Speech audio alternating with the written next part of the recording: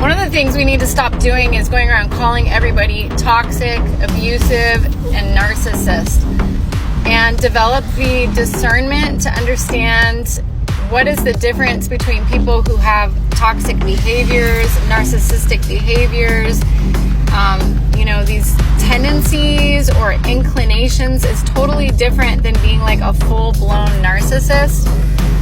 It's a really big thing to call somebody a narcissist or to call somebody toxic. It's totally different to just have these behaviors, which, we all do. So we need to humble ourselves and stop living in fear about how other people are going to treat us and deal with our own trauma and do our inner work so that we're not constantly being triggered by every toxic behavior or narcissistic tendency that other people have.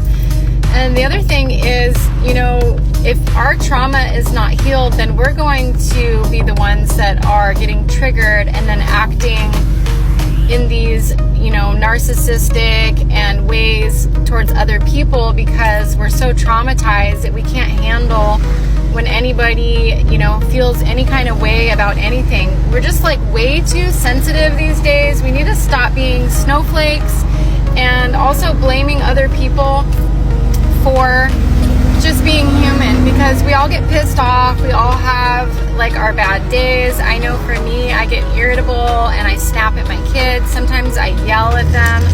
I'm not perfect. Does that mean that I'm a narcissist? Does that mean that I'm toxic? No, it just means that I'm a human being living in a fucked up world, and I'm doing my best, so I'm not always behaving properly 24/7.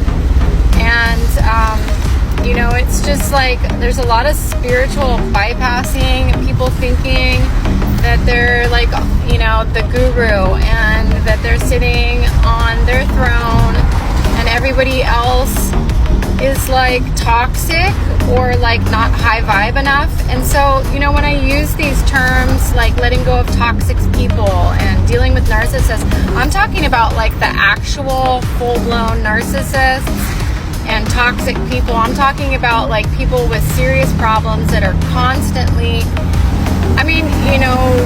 we're not doctors, we don't need to certify and diagnose everybody, but you need to learn the difference. You need to learn to discern. So that means you also need to do your inner work so you can figure out who's actually abusive and toxic and when you're being abusive and toxic.